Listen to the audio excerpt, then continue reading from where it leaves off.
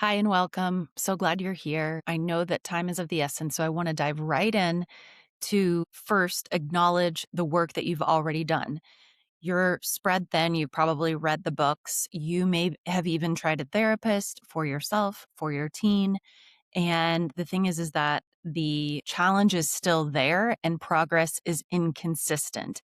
You might feel like you're talking to a brick wall. Your teen may have the narrative that you don't understand them, motivation, confidence, connection, social stress. It's all low. And meanwhile, it's not for lack of effort on your part. You are trying, you are doing all the things that you think need to be done, but the problem that I see oftentimes is that parents are focused on the behavior itself, and what's happening is deeper. It's at the level of the relationship, it's at the level of regulation and how everyone in the family is showing up. And that is my specialty. So I'm going to go ahead and share my screen and walk you through my framework, not because you need a new step-by-step process to memorize or that you need to have the perfect script or any of that. No hot tips here. The reason I want to walk you through this is so that you can see an inside look of the actual steps that need to happen in how you approach your teen, how you work with them and collaborate with them, and how you both build skills together in order to have the best relationship with yourself possible as a parent, in order to have the best relationship with them possible, and in order for both of you to build skills that actually allow you to experience all the things that you're working so hard for, whether it be no more fighting, no more drama, actual motivation, more confidence, more success at school, more peace at home. This framework will walk you through the step-by-step process that I use inside my private practice with my clients every day. It's also inside my program Thrive. And everything that I do follows this framework. So this is a sneak peek at what has to happen in order to experience what it is that you want. So here we go. All right, here's the Challenge Mountain framework that I have developed that is infused with behavior change science, relationship science, and psychology, communication best practices, adolescent development, skill development, emotional regulation, the list goes on. And oftentimes, parents want to skip a bunch of these steps and jump to solution. The number one way that you have influence with your teen is in the relationship with yourself and the relationship with them. So let's get started. Your teen is at the top of the mountain. You can see step 4. There's this girl here. She's turning away, right? She has a somber look on her face. I want you to envision that that's your teenager at the top of the mountain, turning away from you.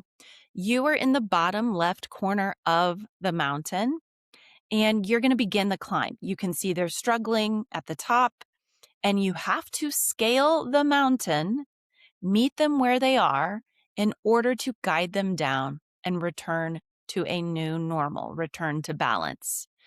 You cannot yell at them from the bottom of the mountain, your brilliant wisdom and solutions. By the way, you've earned your wisdom. I'm not saying that. And they don't care. They will not hear you and they will not respond in the way that you want them to because their autonomy and need for control is queen or king 100% of the time. And so you, step 1, have to know your role and realize some of the root causes underneath this challenge. Knowing your role means that you start to embody what it means to be the teenage guide inside your own home. The teenage guide is a play on words, okay? I am not some guru who's going to tell you exactly who to be and what to value. What I am here to do is to help you internalize what it means to be a guide with your teen and not a boss. This is really important. When you approach the relationship with them as a guide, they are more likely to receive your input, your wisdom, and your requests without you feeling like a nag and without so much resistance and without breaking down. All right. So realizing some of the root causes, there are obviously many different root causes underneath behavior. And that's one of my specialties is helping clients understand what's underneath the behavior because all behavior is communicating something. And oftentimes we've been fed these messages from society that teenagers are just out of control and they're just defiant and they're disrespectful and they're just angry or they're moody, et cetera, et cetera. There are a lot of reasons why this is not the whole picture and this is not true. Now, I'm not saying they can't be disrespectful and have a harsh tone or whatever, but I am saying it's communicating something. We got to look beneath the surface. That is one of my specialties. So step one, you are knowing your role as the guide. And then once you're like, okay, I'm the guide, here's what that means. Ashley's got me. Then you can move to step two, the three selves. The three selves is my 3-part internal system. You start to internalize true self-care. Here's what I mean. The three selves represent self-awareness, being introspective. When you're triggered by your teen, you're able to tune in and ask yourself, what am I thinking? Is it true? What story am I telling myself? What is this bringing up for me? In so many words, you are aware of your own internal world. And then from there, you're practicing self-regulation. Self-regulation is multi-layered, but it's actually really simple. It's the ability to be stressed or triggered, realize what's happening inside of our minds and our bodies, and decrease stress so that we can access logic and intuition and wisdom, and we don't act from a place of reactivity, fight, flight, freeze, or fawn. Okay? This is an internal process that happens in real time when we are in relationship with our teenagers. The final part of the three selves that a lot of people miss is self-compassion, because what happens for a lot of parents is you get triggered and then you react harshly, and then it spirals into shame or blame or doom. And then you're in this shame spiral. And then we don't actually repair it. We kind of maybe say we're sorry, but there's no accountability. And then we start to tell ourselves, what's the point? I'm a terrible parent. It's too late. I've lost hope, et cetera, et cetera. And so we have to practice self-compassion. And the simplest way to do that right here, right now, inside this video is to realize that you're a human being, you are imperfect, and to validate your own experience.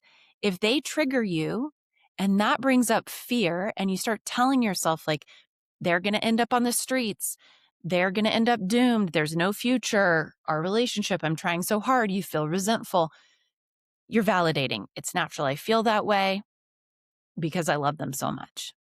Or it's hard to be yelled at, or it's hard to feel disrespected, right? You are validating your own experience. There's a lot of reasons why this is so important in your dynamic with your teenager. And one of them being is that a lot of parents act from a place of, you owe me and how dare you, right? When we validate our own experience, we do not approach them from the energy of fear and control. This will kill your influence. Okay. Then from that place, we can move to belief in body work, which is step 3. A lot of parents still are moving through anger, control, and fear. This might mean regulating even more. I've got a host of tools and what this looks like in real time. And then we can respond or meet our teen where they are at the top of the mountain. And this is step 4, relate and validate. I want you to really understand something here that most parents skip. Most parents, again, want to jump to problem solving. What are we going to do? You'll notice already, this is the internal work. And the very first thing, the first time that you engage with your teen, you are validating their experience. This is a very hard thing to do if you have not practiced the 3 selves. If you have not practiced self-awareness or self-regulation or self-compassion, it's very hard to validate them if you don't think that they're being reasonable, rational, logical, or they're acting entitled, or they have some other quote unquote negative behavior, right? So relate and validate is the first step. And here's why. A teen will not listen to you until they feel listened to. So the way to get their ears to open up, their mind to open up, to get out of being triggered and them to regulate with you, which is really an important piece to having a healthy relationship. When you meet them where they are and you validate, I can see you're having fun on your tech. Yeah, that sounds really hard. Well, I can understand you're maybe feeling frustrated or it seems like you're stressed. Whatever it is in that moment, then they will turn towards you, metaphorically and literally, and receive your input. They will let you guide them down the mountain. This is a really important part of the process in building your healthy dynamic and your relationship with your teen. And again, if you're like, why do we have to focus on the relationship? Can't we just focus on their grades? Can't we just focus on getting them to do what they need to do? Yes, this is a part of the process, right? But if you jump to the doing without focusing on the being, you will not succeed no matter how hard you're trying. No matter how much time and energy and money you have invested, it will not work. So now they can move with you as the guide to step 5, which is shared experience. This looks like dialogue and engaging with them over time with more collaboration, where they can share their real feelings or thoughts about something, and you can receive it without judgment, really trying to understand their perspective. And then you can share your perspective from a regulated place full of self-awareness with them being able to receive it.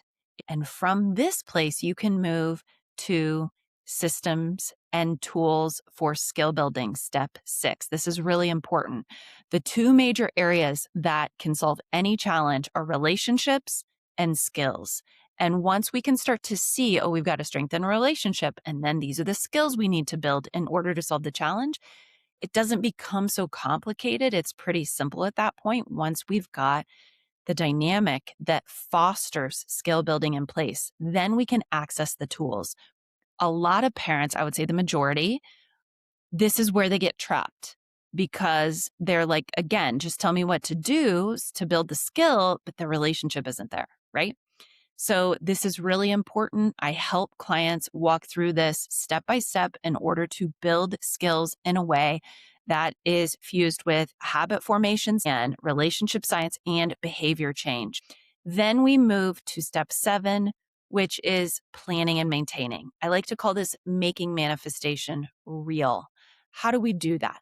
How do we become the people that we genuinely want to be? How do we show up day in, day out, being in the energy and the practice of our identity of who we're becoming, but also the habits and the skills and the awareness that that's required to go to our dream school, to have great friendships, to have a trusting, healthy relationship with our teenager, with our parents, to get the job that we really want to get, right?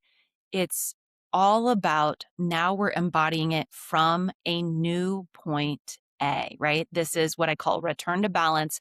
You have moved through the challenge. You're now practicing becoming a whole new team. Okay. Any challenge follows this rhythm and this pattern. So this is what my high touch private containers are built for. Not one-off sessions, but real consistent support that walks you through this process so that you feel change on a constant, consistent level. It's high touch. It's customized to meet you and your teen exactly where you are.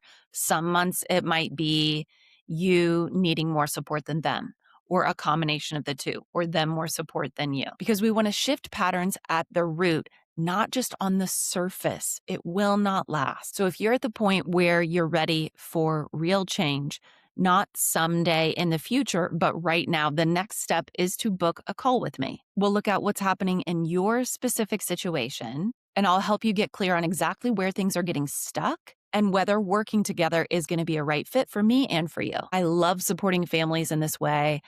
I also want to throw in, if you're finding me, sometimes we're working with partners or teens who might be resistant. And so you can show them this video, you can let them know, and actually I can speak to you directly. I don't take sides. I consider myself a bridge. And what that means is that I speak parent and I speak teen. And the idea of a bridge is that I create a bridge of understanding, communication, compassion, and connection between both of you. Not one better than the other, not right, wrong, not good, bad, but helping each other see who you really are, see our blind spots, see where we need to grow, take accountability, build skills, and move forward. All right.